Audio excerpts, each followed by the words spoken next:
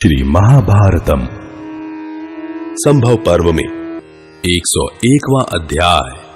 सत्यवती के गर्भ से चित्रांगद और विचित्र वीर्य की उत्पत्ति, शांतनु और चित्रांगद का निधन तथा विचित्र वीर्य का राज्याभिषेक।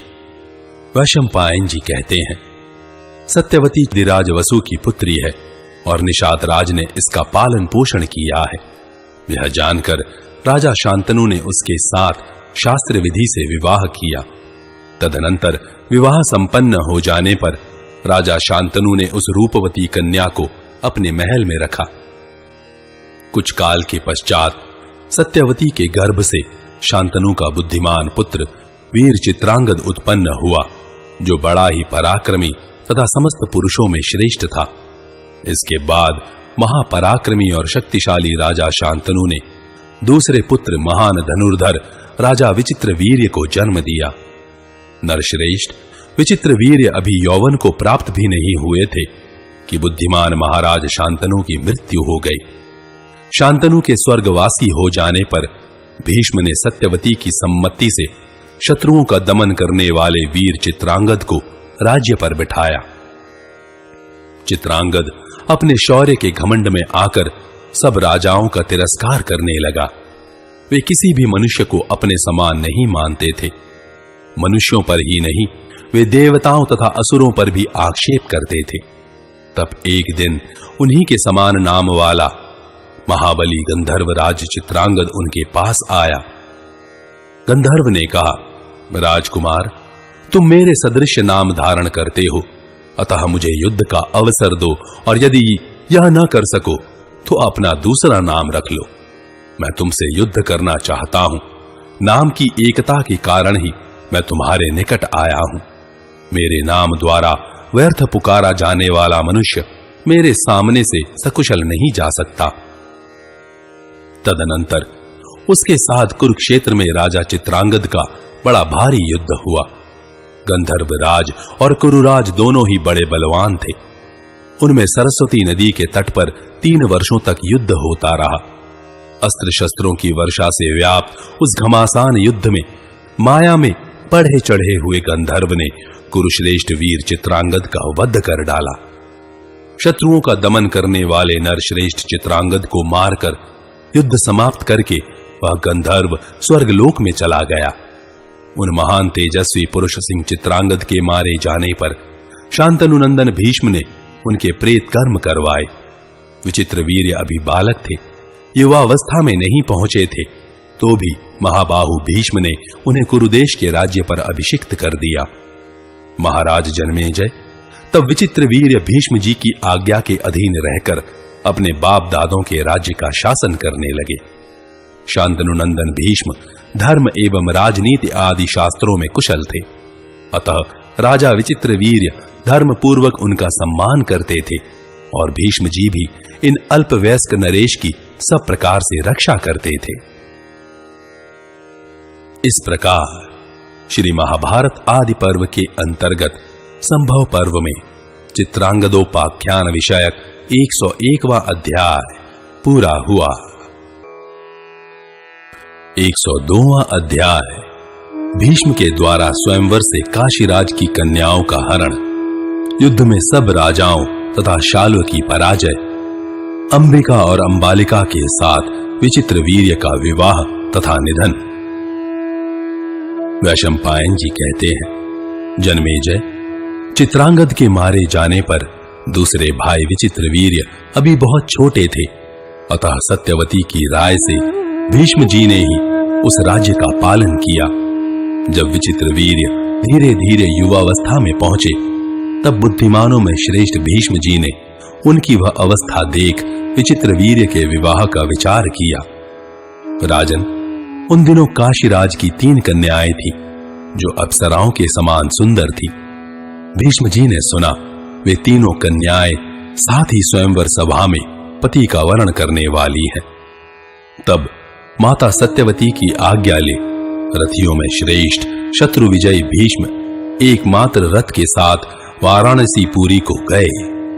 वहां शांतनु नंदन भीष्म ने देखा सब ओर से आए हुए राजाओं का समुदाय स्वयंवर सभा में जुटा हुआ है और वे कन्याएं भी स्वयंवर में उपस्थित हैं। उस समय सब और राजाओं के नाम ले लेकर उन सब का परिचय दिया जा रहा था। इतने में ही शांतनु नंदन भीष्म, जो अब वृद्ध हो चले थे, वहां अकेले ही आ पहुंचे। उन्हें देखकर वे सब परम सुंदरी कन्याएं उद्विग्न सी होकर ये बूढ़े हैं ऐसा सोचती हुई वहां से दूर भाग गईं। वहां जो नीच स्वभाव के नरेश एकत्र थे, वे आपस में ये बातें कहते हुए उनकी हंसी उड़ाने लगे। भरतवंशियों में श्रेष्ठ भीष्म तो बड़े धर्मात्मा सुने जाते थे। ये बूढ़े हो गए हैं, शरीर में झुर्रियां पड़ गई हैं, सिर के बाल सफेद हो चुके हैं, फिर क्या कारण है कि यहां आए हैं? ये तो बड़े निर्लज्ज जान पड़ते हैं। अपनी प्रतिज्ञा झूठी करके ये लोगों में क्या कहेंगे, कैसे मुंह दिखाएंगे? भूमंडल में व्यर्थ ही यह बात फैल गई है कि भीष्म जी ब्रह्मचारी हैं। वैशंपायन जी कहते हैं, जन्मेजय, क्षत्रियों की ये बातें सुनकर भीष्म अत्यंत कुपित हो उठे। राजन, वे शक्तिशाली तो थे ही, उन्होंने उस समय स्वयं ही समस्त कन्याओं का वरण किया। इतना ही नहीं, प्रहार करने वालों में श्रेष्ठ वीरवर भीष्म ने उन कन्याओं को उठाकर रथ पर चढ़ा लिया और समस्त राजाओं को ललकारते हुए मेघ के समान गंभीर वाणी में कहा। विद्वानों ने कन्या को यथाशक्ति वस्त्राभूषणों से विभूषित करके गुणवान वर को बुलाकर उसे कुछ धन देने के साथ ही कन्यादान करना उत्तम बताया है। कुछ लोग एक जोड़ा गाय और बैल लेकर कन्यादान करते हैं। कितने ही मनुष्य नियत धन लेकर कन्यादान करते हैं। कुछ लोग बल से कन्या का हरण करते हैं। दूसरे लोग वर और कन्या की परस्पर अनुमति होने पर विवाह करते हैं। कुछ लोग अचेत अवस्था में पड़ी हुई कन्या को उठा ले जाते हैं। कुछ लोग वर और कन्या को एकत्र करके स्वयं ही उनसे प्रतिज्ञा कराते हैं कि हम दोनों गृहस्थ धर्म का पालन करेंगे। फिर कन्या पिता दोनों की पूजा करके अलंकार युक्त कन्या का वर के लिए दान करता है। इस प्रकार विवाहित होने वाले पत्नी की उपलब्धि करते हैं। कुछ लोग आर्ष विधि करके ऋतविज को कन्या देते हैं। इस प्रकार विवाहित होने वाले पत्नी प्राप्त करते हैं। इस तरह विद्वानों ने यह विवाह का 8वां प्रकार माना है। इन सब को तुम लोग समझो। क्षत्रिय स्वयंवर की प्रशंसा करते और उसमें जाते हैं, परंतु उसमें भी समस्त राजाओं को परास्त करके जिस कन्या का अपहरण किया जाता है, धर्मवादी विद्वान क्षत्रिय के लिए उसे सबसे श्रेष्ठ मानते हैं। अतः भूमिपालों, मैं इन कन्याओं को यहां से बलपूर्वक हर ले जाना चाहता हूं। तुम लोग अपनी सारी शक्ति लगाकर विजय अथवा पराजय के लिए मुझे रोकने का प्रयत्न करो। राजाओं, मैं युद्ध के लिए दृढ़ निश्चय करके यहां डटा हुआ हूं। परम पराक्रमी कुरुकुल श्रेष्ठ भीष्म जी उन महिपालों तथा काशीराज से ऐसी बातें कहकर उन समस्त कन्याओं को, जिन्हें वे उठाकर अपने रथ पर बिठा चुके थे, साथ लेकर सबको ललकारते हुए वहां से शीघ्रता पूर्वक चल दिए। फिर तो समस्त राजा इस अपमान को न सह सके। वे अपनी भुजाओं का स्पर्श करते और दांतों से ओठ चबाते हुए अपनी जगह से उछल पड़े। सब लोग जल्दी जल्दी अपने आभूषण उतारकर कवच पहनने लगे। उस समय बड़ा भारी कोलाहल मच गया। जन्मेजय, जल्दबाजी के कारण उन सब के आभूषण और कवच इधर उधर गिर पड़ते थे। उस समय ऐसा जान पड़ता था मानो आकाश मंडल से तारे टूट टूट कर गिर रहे हों। कितने ही योद्धाओं के कवच और गहने इधर उधर बिखर गए। क्रोध और अमर्ष के कारण उनकी भौहें टेढ़ी और आंखें लाल हो गई थीं। सारथियों ने सुंदर रथ सजाकर उनमें सुंदर अश्व जोत दिए थे। उन रथों पर बैठकर सब प्रकार के अस्त्र शस्त्रों से संपन्न हो हथियार उठाए हुए उन वीरों ने जाते हुए कुरुनंदन भीष्म जी का पीछा किया। जन्मेजय, तदनंतर उन राजाओं और भीष्म जी का घोर संग्राम हुआ। भीष्म जी अकेले थे और राजा लोग बहुत। उनमें रोंगटे खड़े कर देने वाला भयंकर संग्राम छिड़ गया। राजन, उन नरेशों ने भीष्म जी पर एक ही साथ 10,000 बाण चलाए, परंतु भीष्म जी ने उन सबको अपने ऊपर आने से पहले बीच में ही विशाल पंख युक्त बाणों की बौछार करके शीघ्रता पूर्वक काट गिराया। तब वे सब राजा उन्हें चारों ओर से घेर कर उनके ऊपर उसी प्रकार बाणों की झड़ी लगाने लगे जैसे बादल पर्वत पर पानी की धारा बरसाते हैं। भीष्म जी ने सब ओर से उस बाण वर्षा को रोककर उन सभी राजाओं को 3-3 बाणों से घायल कर दिया। तब उनमें से प्रत्येक ने भीष्म जी को 5-5 बाण मारे। फिर भीष्म जी ने भी अपना पराक्रम प्रकट करते हुए प्रत्येक योद्धा को 2-2 बाणों से बींध डाला। बाणों और शक्तियों से व्याप्त उनका वह तुमुल युद्ध देवासुर संग्राम के समान भयंकर जान पड़ता था। उस सम्रांगण में भीष्म ने लोक विख्यात वीरों के देखते देखते उनके धनुष, ध्वजा के अग्रभाग, कवच और मस्तक सैकड़ों और हजारों की संख्या में काट गिराए। युद्ध में रथ से विचरने वाले भीष्म जी की दूसरे वीरों से बढ़कर हाथ की फुर्ती और आत्मरक्षा आदि की शत्रुओं ने भी सराहना की। संपूर्ण शस्त्रधारियों में श्रेष्ठ भरत कुलभूषण भीष्म जी ने उन सब योद्धाओं को जीतकर कन्याओं को साथ ले भरतवंशियों की राजधानी हस्तिनापुर को प्रस्थान किया। राजन, तब महारथी शाल्वराज ने पीछे से आकर युद्ध के लिए शांतनु नंदन भीष्म पर आक्रमण किया। शाल्व के शारीरिक बल की कोई सीमा नहीं थी। जैसे हथिनी के पीछे लगे हुए एक गजराज के पृष्ठभाग में उसी का पीछा करने वाला दूसरा यूथपति दांतों से प्रहार करके उसे विदीर्ण करना चाहता है, उसी प्रकार बलवानों में श्रेष्ठ महाबाहु शाल्वराज स्त्री को पाने की इच्छा से ईर्ष्या और क्रोध के वशीभूत हो भीष्म का पीछा करते हुए उनसे बोला, अरे ओ, खड़ा रहे, खड़ा रहे। तब शत्रु सेना का संहार करने वाले पुरुष सिंह भीष्म उसके वचनों को सुनकर क्रोध से व्याकुल हो धूम रहित अग्नि के समान जलने लगे और हाथ में धनुष बाण लेकर खड़े हो गए। उनके ललाट में सिकुड़न आ गई। महारथी भीष्म ने क्षत्रिय धर्म का आश्रय ले भय और घबराहट छोड़कर शाल्व की ओर अपना रथ लौटाया। उन्हें लौटते देख सब राजा भीष्म और शाल्व के युद्ध में कुछ भाग न लेकर केवल दर्शक बन गए। ये दोनों बलवान वीर मैथुन की इच्छा वाली गौ के लिए आपस में लड़ने वाले दो सांडों की तरह हुंकार करते हुए एक दूसरे से भिड़ गए। दोनों ही बल और पराक्रम से सुशोभित थे। तदनंतर मनुष्यों में श्रेष्ठ राजा शाल्व शांतनु नंदन भीष्म पर सैकड़ों और हजारों शीघ्रगामी बाणों की बौछार करने लगा। शाल्व ने पहले ही भीष्म को पीड़ित कर दिया। यह देखकर सभी राजा आश्चर्यचकित हो गए और वाह वाह करने लगे। युद्ध में उसकी फुर्ती देख सब राजा बड़े प्रसन्न हुए और अपनी वाणी द्वारा शाल्व नरेश की प्रशंसा करने लगे। शत्रुओं की राजधानी को जीतने वाले शांतनु नंदन भीष्म ने क्षत्रियों की वे बातें सुनकर कुपित हो शाल्व से कहा, खड़ा रहे, खड़ा रहे। फिर सारथी से कहा, जहां यह राजा शाल्व है उधर ही रथ ले चलो। जैसे पक्षीराज गरुड़ सर्प को दबोच लेते हैं उसी प्रकार मैं इसे अभी मार डालता हूं। जन्मेजय, तदनंतर कुरुनंदन भीष्म ने धनुष पर उचित रीति से वारुणास्त्र का संधान किया और उसके द्वारा शाल्वराज के चारों घोड़ों को रौंद डाला। नृपश्रेष्ठ फिर अपने अस्त्रों से राजा शाल्व के अस्त्रों का निवारण करके कुरुवंशी भीष्म ने उसके सारथी को भी मार डाला। तत्पश्चात इंद्रास्त्र द्वारा उसके उत्तम अश्वों को यमलोक पहुंचा दिया। नरश्रेष्ठ, उस समय शांतनु नंदन भीष्म ने कन्याओं के लिए युद्ध करके शाल्व को जीत लिया और नृपश्रेष्ठ शाल्व का भी केवल प्राण मात्र छोड़ दिया। जन्मेजय, उस समय शाल्व अपनी राजधानी को लौट गया और धर्मपूर्वक राज्य का पालन करने लगा। इसी प्रकार शत्रु नगरी पर विजय पाने वाले जो राजा वहां स्वयंवर देखने की इच्छा से आए थे वे भी अपने अपने देश को चले गए।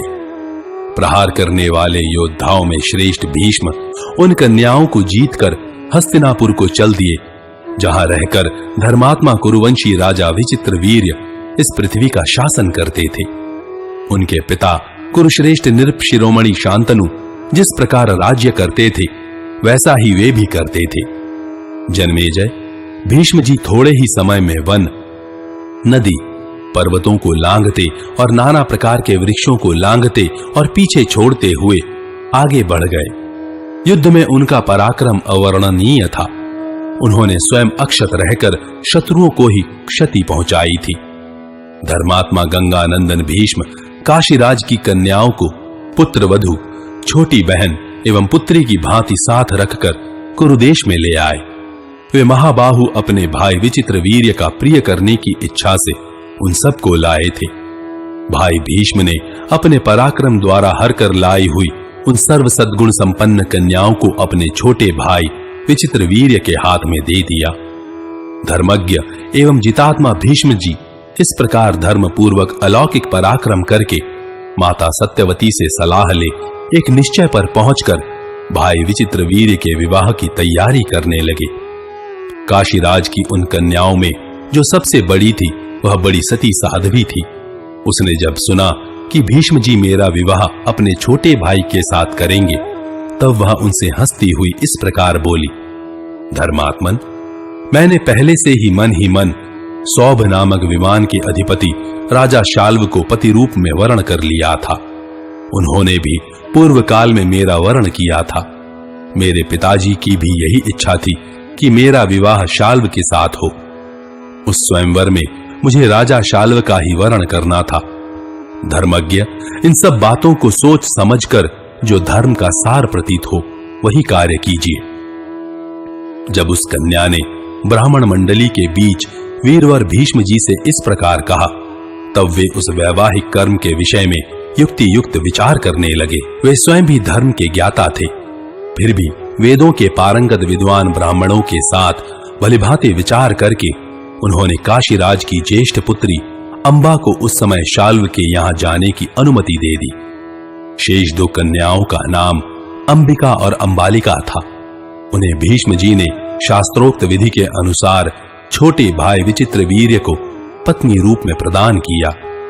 उन दोनों का पाणी ग्रहण करके रूप और यौवन के अभिमान से भरे हुए धर्मात्मा विचित्रवीर्य कामात्मा बन गए।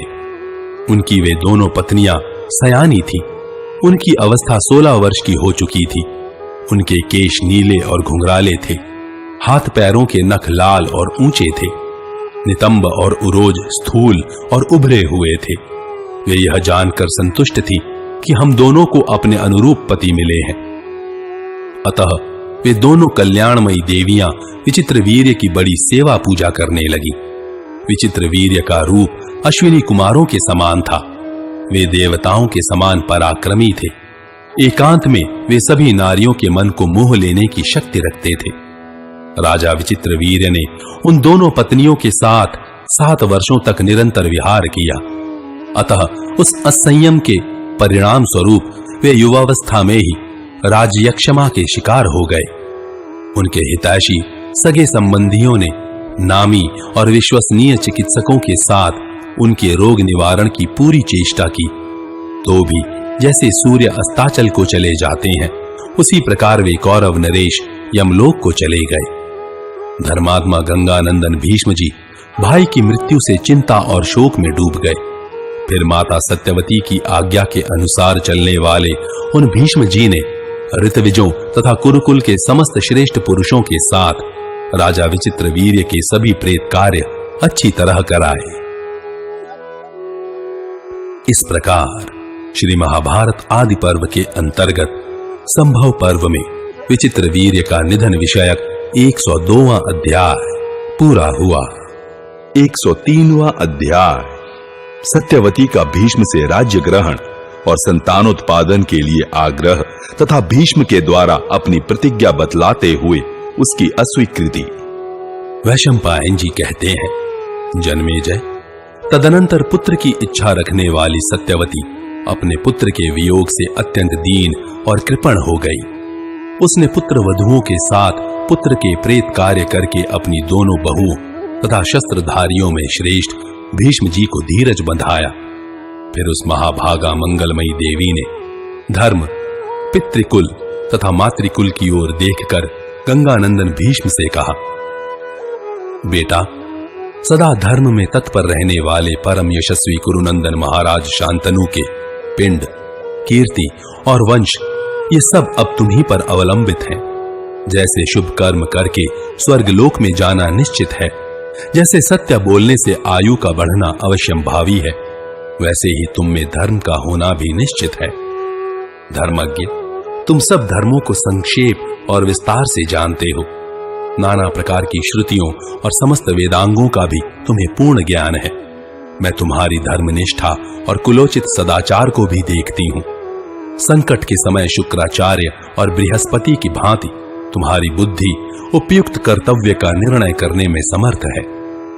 अतः धर्मात्माओं में श्रेष्ठ भीष्म, तुम पर अत्यंत विश्वास रखकर मैं तुम्हें एक आवश्यक कार्य में लगाना चाहती हूं। तुम पहले उसे सुन लो, फिर उसका पालन करने की चेष्टा करो। मेरा पुत्र और तुम्हारा भाई विचित्रवीर्य, जो पराक्रमी होने के साथ ही तुम्हें अत्यंत प्रिय था, छोटी अवस्था में ही स्वर्गवासी हो गया। नरश्रेष्ठ, उसके कोई पुत्र नहीं हुआ था। तुम्हारे भाई की ये दोनों सुंदरी रानियां, जो काशीराज की कन्याएं हैं, मनोहर रूप और युवावस्था से संपन्न है। इनके हृदय में पुत्र पाने की अभिलाषा है। भारत, तुम हमारे कुल की संतान परंपरा को सुरक्षित रखने के लिए स्वयं ही इन दोनों के गर्भ से पुत्र उत्पन्न करो। महाबाहो, मेरी आज्ञा से यह धर्म कार्य तुम अवश्य करो। राज्य पर अपना अभिषेक करो और भारतीय प्रजा का पालन करते रहो। धर्म के अनुसार विवाह कर लो, पितरों को नरक में न गिरने दो। वैशंपायन जी कहते हैं, जन्मेजय, माता और सुहृदों के ऐसा कहने पर शत्रुदमन धर्मात्मा भीष्म ने यह धर्मानुकूल उत्तर दिया। माता, तुमने जो कुछ कहा है वह धर्मयुक्त है, इसमें संशय नहीं। परंतु मैं राज्य के लोभ से न तो अपना अभिषेक कराऊंगा और न स्त्री सहवास ही करूंगा। संतानोत्पादन और राज्य ग्रहण न करने के विषय में जो मेरी कठोर प्रतिज्ञा है, उसे तो तुम जानती ही हो। सत्यवती, तुम्हारे लिए शुल्क देने के हेतु जो जो बातें हुई थी, वे सब तुम्हें ज्ञात है। उन प्रतिज्ञाओं को पुनः सच्ची करने के लिए मैं अपना दृढ़ निश्चय बताता हूं। मैं तीनों लोकों का राज्य, देवताओं का साम्राज्य अथवा इन दोनों से भी अधिक महत्व की वस्तु को भी एकदम त्याग सकता हूं, परंतु सत्य को किसी प्रकार नहीं छोड़ सकता। पृथ्वी अपनी गंध छोड़ दे, जल अपने रस का परित्याग कर दे, तेज रूप का और वायु स्पर्श नामक स्वाभाविक गुण का त्याग कर दे, सूर्य प्रभा और अग्नि अपनी उष्णता को छोड़ दे, आकाश शब्द का और चंद्रमा अपनी शीतलता का परित्याग कर दे, इंद्र पराक्रम छोड़ दें और धर्मराज धर्म की उपेक्षा कर दे, परंतु मैं किसी प्रकार सत्य को छोड़ने का विचार भी नहीं कर सकता। सारे संसार का नाश हो जाए, मुझे अमरत्व मिलता हो या त्रिलोकी का राज्य प्राप्त हो, तो भी मैं अपने किए हुए प्रण को नहीं तोड़ सकता। महान तेजो रूप धन से संपन्न अपने पुत्र भीष्म के ऐसा कहने पर माता सत्यवती इस प्रकार बोली, बेटा, तुम सत्य पराक्रमी हो, मैं जानती हूं। सत्य में तुम्हारी दृढ़ निष्ठा है। तुम चाहो तो अपने ही तेज से नई त्रिलोकी की रचना कर सकते हो। मैं उस सत्य को भी नहीं भूल सकी हूं जिसकी तुमने मेरे लिए घोषणा की थी। फिर भी मेरा आग्रह है कि तुम आप धर्म का विचार करके बाप दादों के दिए हुए इस राज्य भार को वहन करो। परंतप जिस उपाय से तुम्हारे वंश की परंपरा नष्ट न हो, धर्म की भी अवहेलना न होने पाए और प्रेमी सुहृद भी संतुष्ट हो जाएं, वही करो।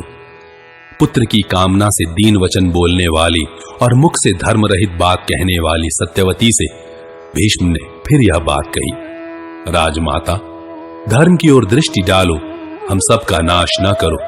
क्षत्रिय का सत्य से विचलित होना किसी भी धर्म में अच्छा नहीं माना गया है।